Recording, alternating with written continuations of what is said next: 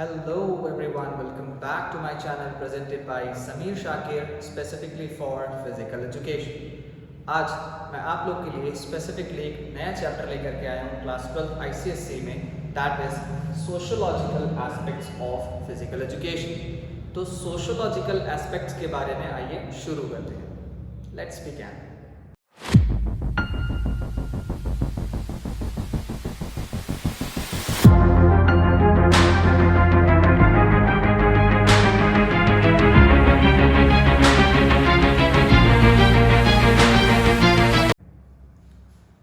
देखें भाई, sociological aspects का मतलब क्या है या सोशल का मतलब क्या है ये समझने पहले।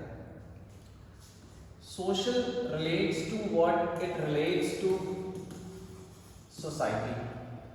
ठीक है, सोसाइटी का मतलब क्या है?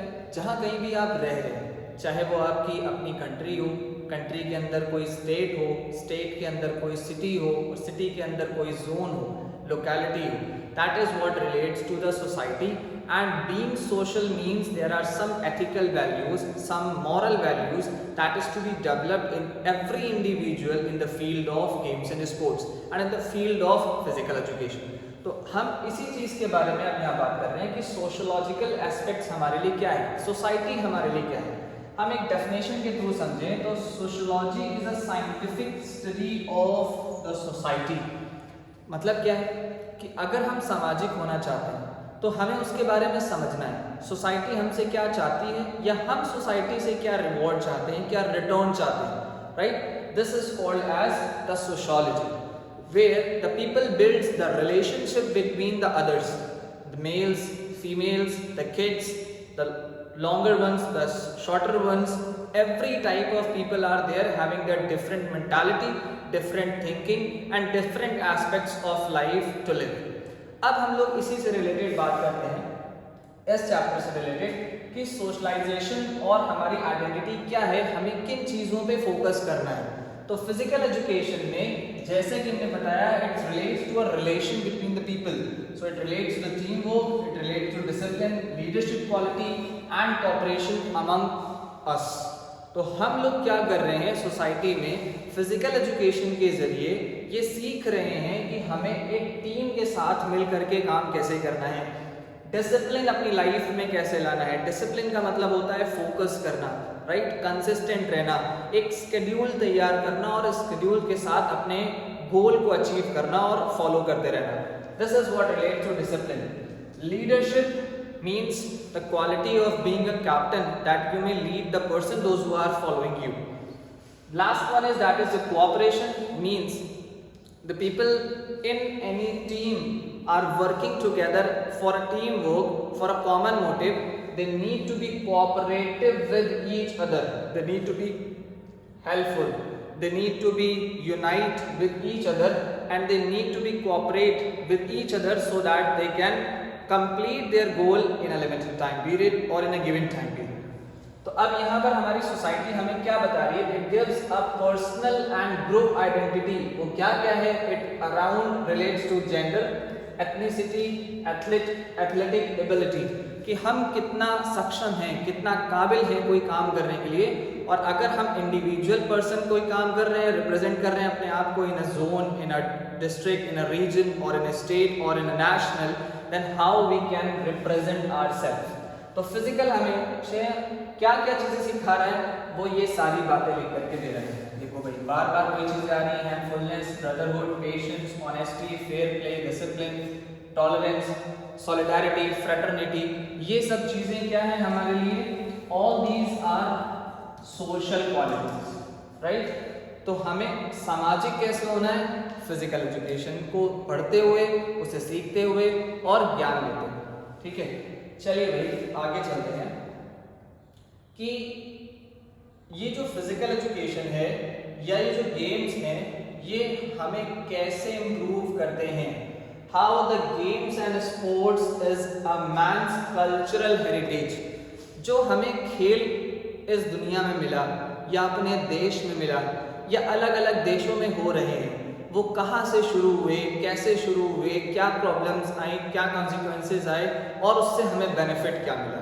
तो देखो भाई, अर्लियर टाइम पीरियड पे क्या होता था कि लोग खेल के बारे में बहुत कुछ ज़्यादा नहीं जानते थे, राइट। उनको जो कुछ भी समझ में आ रहा है वो अपने देश में खेल रहे हैं और उसी को एक प्रॉपर स्पोर्ट बना ले रहे हैं। लेकिन उस टाइम पीरियड यानी कि एंशियंट टाइम पीरियड पे, बिफोर मॉडर्न ओलंपिक्स, जब एंशियंट ओलंपिक्स होता था या गेम्स होते थे, तो उन्होंने जिस खेल को खेला उसको एक तरीके से प्रोफेशनल बना लिया ताकि हम अपने गुलामों को आज़ाद करा सकें। क्योंकि उस टाइम पीरियड पे राज होता था, ठीक है, बड़े बड़े बादशाह होते थे और उनके अंडर में कई सारे स्लेव्स होते थे। तो एक दूसरी जगह से लड़ाइयाँ चल रही हैं, युद्ध चल रहा है, वॉर हो रहा है, तो उससे आज़ादी के लिए, उससे दूर होने के लिए, उससे अपने स्लेव्स को बचाने के लिए कुछ स्पोर्ट्स खेले जाते थे ताकि हम एक खेल खेलें, आपस में युद्ध को कम करके खेल के माध्यम से अपने दुश्मनों से लड़ें और हमारे जो कैदी उनके पास है उससे उनको आज़ाद करा लें। तो ये हर जगह का अलग अलग रोल हुआ था। अपने इंडिया में भी था, ग्रीस में भी था, रोम में भी था, स्वीडन में भी था, यूएसए में भी था, ठीक, बहुत सारे अलग अलग कंट्रीज में था। तो उन्होंने क्या क्या चीज़ें ईजाद करी, आइए उसके बारे में समझते हैं। सबसे पहले हम समझें कि ये कल्चरल हेरिटेज है क्या। कल्चर का मतलब होता है टू क्रिएट और हेरिटेज का मतलब होता है जो कि आपके एंसेस्टर्स यानी कि पास्ट से आपको मिला, ठीक है। तो from past, ancient time period में जो हुआ और वो यहाँ तक के चलता हुआ आया। तो अब यहाँ पर क्या बताया है, इसको स्पेसिफिक आप मार्क करेंगे that tradition, values, beliefs that are transferred from ancient times to their next generation. पहले के टाइम से हर जनरेशन में वो चीज़ें पास ऑन होती चली जा रही हैं, that is called as a cultural heritage. तो क्या बताया, games and sports as a man's cultural heritage, मतलब ये हम इंसानों के लिए पूर्वजों से अब तक के चलता चला रहा है और हम उसे फॉलो अप कर रहे हैं। आज की डेट में हम इसे फॉलो अप जरूर कर रहे हैं बट इन अ मॉडर्नाइज्ड वे, जहाँ रूल्स एंड रेगुलेशन ज़्यादा हैं, लिमिटेशंस हैं, टेक्निक्स हैं, टेक्नोलॉजी का यूज़ हो रहा है, प्रॉपर इक्विपमेंट्स का यूज़ हो रहा है और उसको एक प्रॉपर तरीके से स्पोर्ट बना करके खेला जा रहा है, ठीक है। तो ये बात आप ज़रूर मार्क कर लें अपने बोर्ड्स प्रिपरेशन के लिए। कभी भी 1 या 2 मार्क्स में पूछा जाए, कल्चरल हेरिटेज बहुत बड़ा नहीं आएगा, आता है जनरली वो 1 या 2 नंबर में, तो आप उसे इस तरह से डिफाइन कर सकते हैं। So from the Olympic games in ancient Greece to traditional, कहाँ से, ग्रीस से, जो कि एक कंट्री है, टू ट्रेडिशनल अफ्रीकन रेसलिंग और native American lacrosse, each culture has its unique sporting history. हर कंट्री की अपनी अपनी कहानी है। तो यहाँ पर इसी से बारे में बताया कि वो हमें क्या क्या चीज़ें देते हैं। कल्चरल हेरिटेज वाइज हिस्ट्री तो हो गई, प्रिजर्वेशन ऑफ ट्रेडिशंस क्या है, it gives a way to preserve and pass down cultural identity across their generations, मतलब जनरेशंस बाय जनरेशंस जो लोग आते जाएंगे वो उस प्रथा को व उस कल्चर को फॉलो अप करते चले जाएंगे, ठीक है। आगे आ जाए, expression of their identity, participation in sports is a form of cultural expression showing how the people see themselves and their place in the world। आज के टाइम पीरियड पे आप देखें क्या होता है कि हम अगर कोई खेल खेल रहे हैं तो वो क्यों खेल रहे हैं, क्योंकि हम अपने आप को रिप्रेजेंट कर सकें, उस स्पोर्ट को प्रमोट कर सकें और स्पेशली अपनी कंट्री को भी प्रमोट कर सकें, ठीक है। अब जैसे ही आज के टाइम पीरियड में आप देखते हैं बहुत सारे इवेंट्स होते हैं, तो games and sports are not just the physical activities, they are living expressions of human. तो यहाँ पर एक्सप्रेशन का मतलब क्या है कि आप अपनी पहचान बता रहे हो कि हम हैं तो किस चीज़ से हैं, किस खेल से हैं, किस काम से, ठीक है। तो अब यहाँ पर हम चलते हैं कुछ कंट्रीज से रिलेटेड और उनके स्पोर्ट्स से रिलेटेड।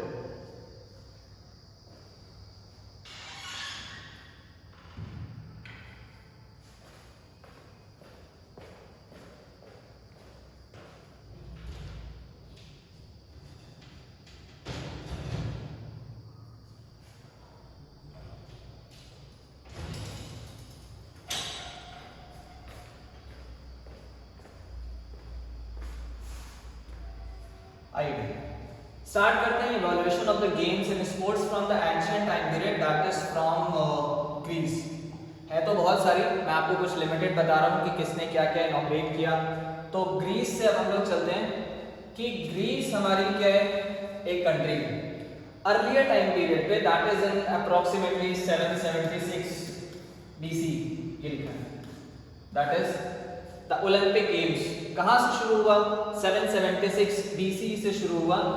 किस लिए करते थे? In Olympia to honour Zeus. Zeus क्या थे? इनके एक सुप्रीम यानी कि सबसे ऊंचे माने जाने वाले भगवान थे, that is the supreme god. तो the Olympic games that events, अब उस टाइम पे शुरुआत क्या क्या हुई? शुरुआत हुई बहुत सारे गेम्स। जनरली उसमें क्या होता था? एथलेटिक्स इवेंट होते थे। तो एथलेटिक इवेंट में क्या आता है? रनिंग आता है, लॉन्ग जंप आता है, ट्रैक इवेंट्स के कई सारे इवेंट्स आते हैं। So that is given by like running, discus, javelin, long jump and carrier race. Carrier racing एक तरीके की बग्घी टाइप की होती है, जिनको पता है अच्छी बात है, जिनको नहीं पता वो समझ ले।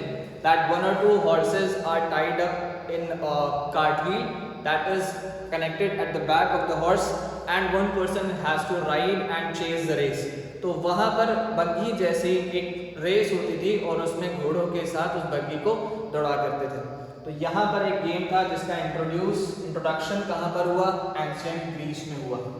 अब इसके अलावा कुछ टाइम पीरियड के बाद ये स्टॉप हो गया, रुक गया लड़ाइयों की वजह से।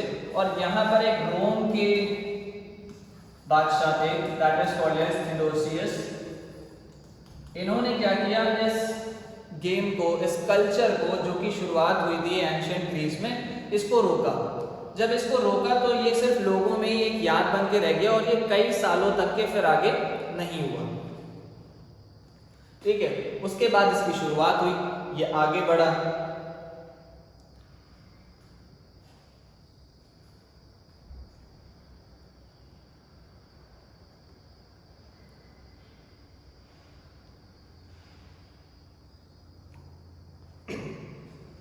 जैसे ही आगे बढ़ा तो धीरे धीरे लोगों का इंटरेस्ट गेम्स और स्पोर्ट्स में बढ़ने लगा।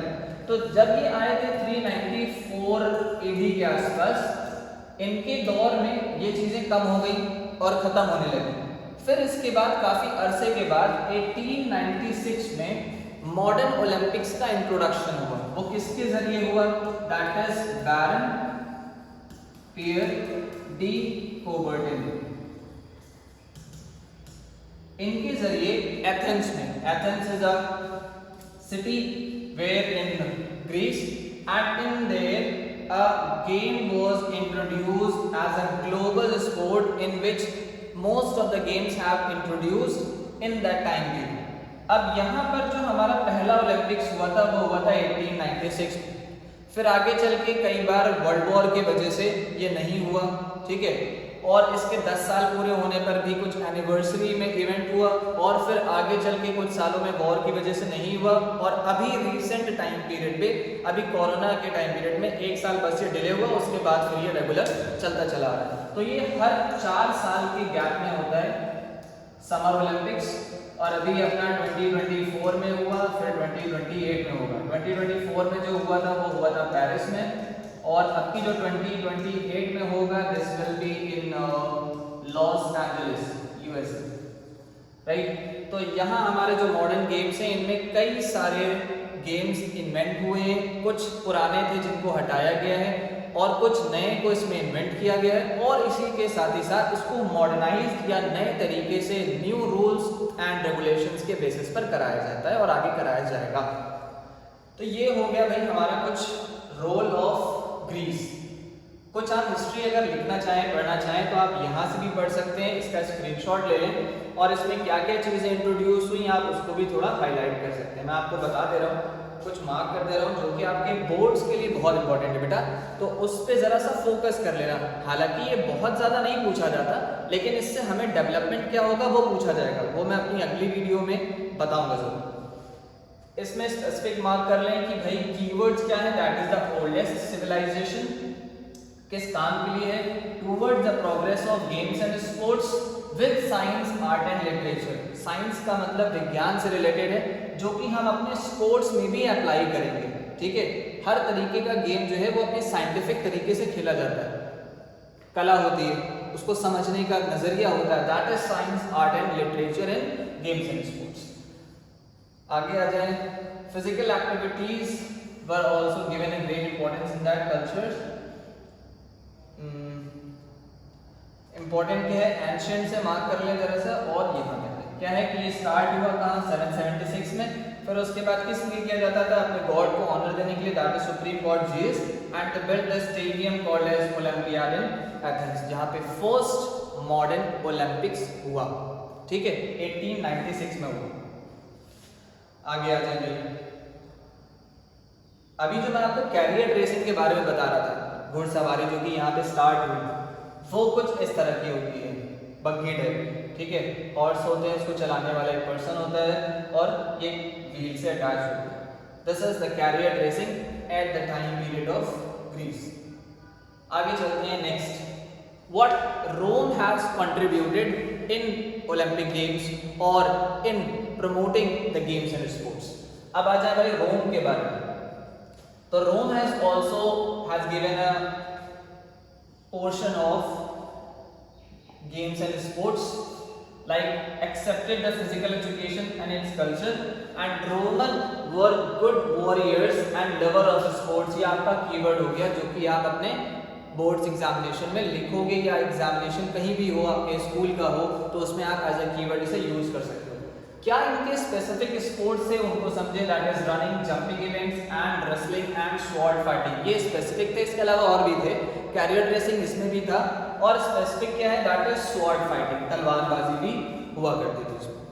इसके बाद आप क्या देखते हैं, ग्लैडिएटर फाइट भी हुआ करते थे, और इन्होंने अपने स्टेडियम में ही ये सारी चीजें शुरू करी। तो Rome has also keep the runs of the big stadium, that is Colosseum, one of the wonders of the world.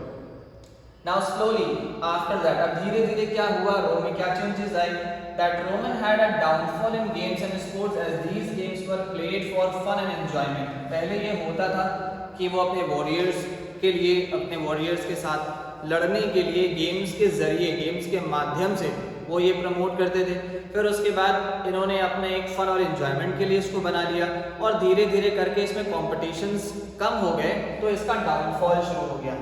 Later on the professionalism entered in the sports competition and spoiled its spirit. Today Roman are still considered as good lover of games and sports।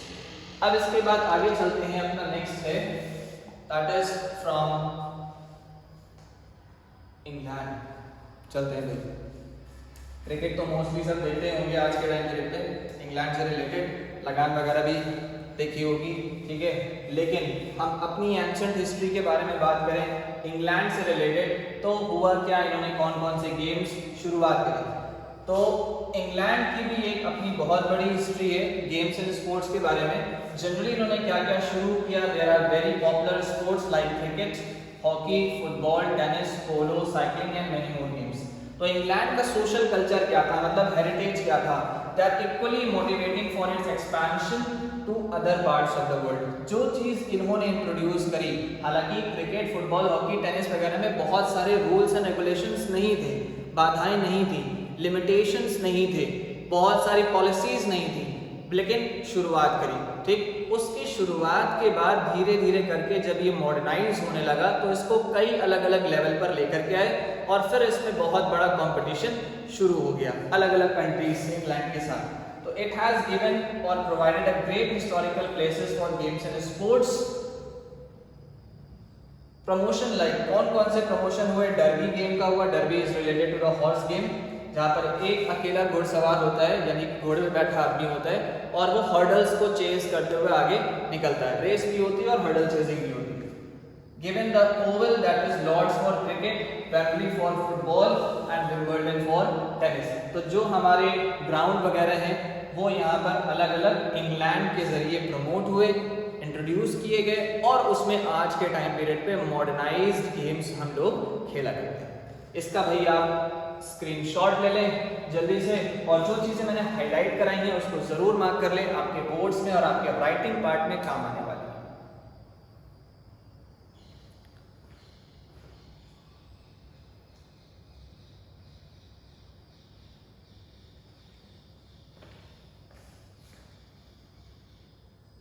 आगे चलते हैं भाई,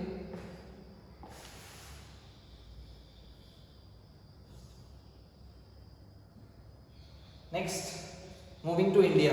हैं तो वैसे बहुत सारे, आपकी बुक्स में भी लिखे होंगे, टेक्स्ट बुक्स में स्वीडन के बारे में होगा, यूएसए के बारे में होगा, ठीक है, चाइना के बारे में होगा, जापान के बारे में होगा, जिन्होंने अपने कई सारे स्पोर्ट्स को इंट्रोड्यूस किया, जैसे कि टाइकोंडो है, कराटे है, वुशु है, राइट। यूएसए के अगर हम बारे में देखें तो उन्होंने क्या इंट्रोड्यूस किया, स्पेसिफिकली बास्केटबॉल इंट्रोड्यूस किया है। तो हर एक कंट्री की अपनी अलग अलग हिस्ट्री है, तो आपको कुछ कीवर्ड्स यानी कि कुछ स्पोर्ट के बारे में ज़रूर जानना है, समझना है कि किस कंट्री ने अपना क्या इंट्रोडक्शन दिया, क्या अपने एफर्ट्स दिए कि उन्होंने कई तरीके के गेम्स को इंट्रोड्यूस किया और वो आज के टाइम पीरियड पे एक बड़े इंटरनेशनल और ओलंपिक्स लेवल पर खेले जाते हैं या नहीं खेले जाते हैं। इन चीज़ों के बारे में आपको बहुत ज़रूरी से हर एक कंट्री के स्पोर्ट के बारे में पढ़ना है, ठीक है।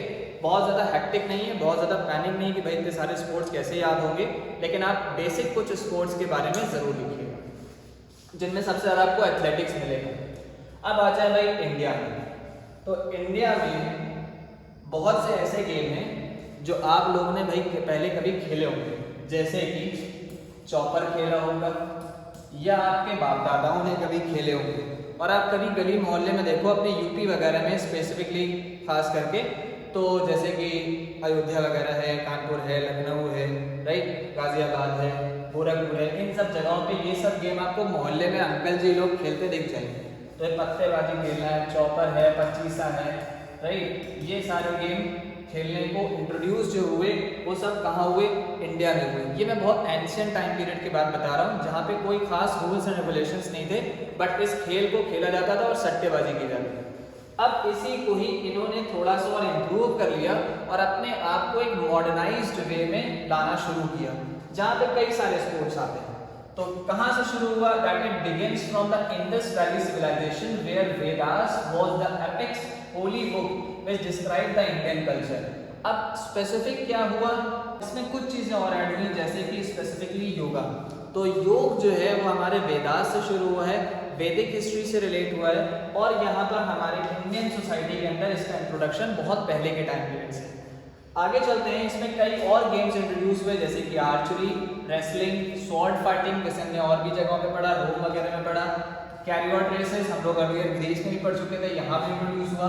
ये सब चीज़ें हमारे लिए बड़े बड़े लोगों के लिए और किंग्स वगैरह के लिए खेली जाती थी, क्योंकि ये एक लेविश गेम माना जाता था, एक स्टैंडर्डाइज्ड गेम माना जाता था, और इससे जरिए हमको बहुत सी चीज़ें हेल्पफुल होती थी, जैसे कि physical, mental, spiritual and cultural growth and development. हमें बहुत सारे बेनिफिट्स मिलने लगे अपने इंडिया के अंदर, हमें मतलब हमारे एंसेस्टर्स को, और उससे रिलेटेड ये सारी चीज़ें सिखाई जाती थी एक स्पेसिफिक इंस्टीट्यूशंस में, जिनको हम लोग पहले गुरुकुल बोलते थे। जैसे कि हम लोग आज इंस्टीट्यूशन पढ़ते हैं, अकेडमीज पढ़ते हैं, वैसे पहले इनको क्या बोलते थे भाई, गुरुकुल्स कहते थे। तो हमारे लिए गर्ल्स के लिए कुछ अलग अलग स्पोर्ट थे और कल्चरल एक्टिविटीज़ थी, जैसे कि डांसिंग एंड म्यूजिक। हालांकि लोगों में ये एक मिथ है कि कल्चर का मतलब होता है आर्ट्स या होता है डांस और म्यूजिक, लेकिन नहीं, culture relates to what we have received from the ancestors, और हमने उसको कैसे प्रमोट किया है, बढ़ावा दिया। इसी के साथ धीरे धीरे मुगल पीरियड तक आते आते पोलो एक स्पोर्ट ऐसा था जिसको हम हॉर्स पे बैठ के with the stick and the ball खेला करते थे, और आज भी खेला जाता है as a popular sport in USA, जो कि हमने यूएसए से लिया और अपने इंडिया में भी उसको प्रमोट किया और आगे बढ़ाया। ब्रिटिश पीरियड के आते आते तक हमको बहुत सी चीज़ें गेम में मिली, जैसे क्रिकेट, फुटबॉल, हॉकी यानी तो हॉकी भी हमको इंट्रोड्यूस हुआ, और हॉकी को भी धीरे धीरे हमने प्रमोट कर लिया और आगे चल के उसे अपना एक नेशनल गेम बना लिया। तो where as some princely states also provided akhara for wrestling. तो गेम कौन से हो गए भाई जो आपको ध्यान रखने, that is wrestling, football, badminton, cricket and hockey. ये कुछ स्पेसिफिक गिनती के कुछ नाम है जो आपको याद रखना है। Later on we have introduced hockey as a popular game, and after independence it was given the honor as the national game of India. ठीक है। मेजर ध्यानचंद के जरिए आप इसको ध्यान रखते हैं, दैट इज ध्यान रखना relates to major Dhyan Chand. He was the national international player for the hockey who has represented at the Olympics level when the first it was introduced in Olympic Games and they had backed up with the gold medals. आगे चले तो हमको कुछ और game मिले, that is kabaddi, kho kho, and these games were very popular later on after the introduction of what? After the introduction of hockey and then we have produced to this game.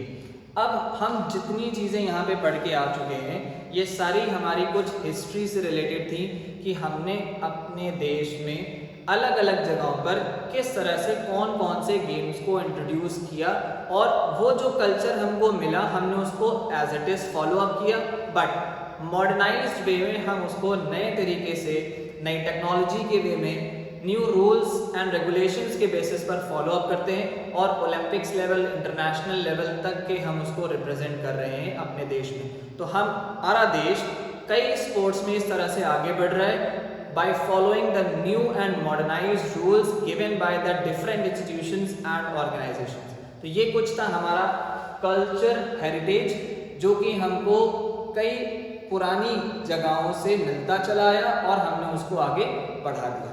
I hope कि आपको ये पूरा part as a man's cultural heritage का समझ में आया होगा।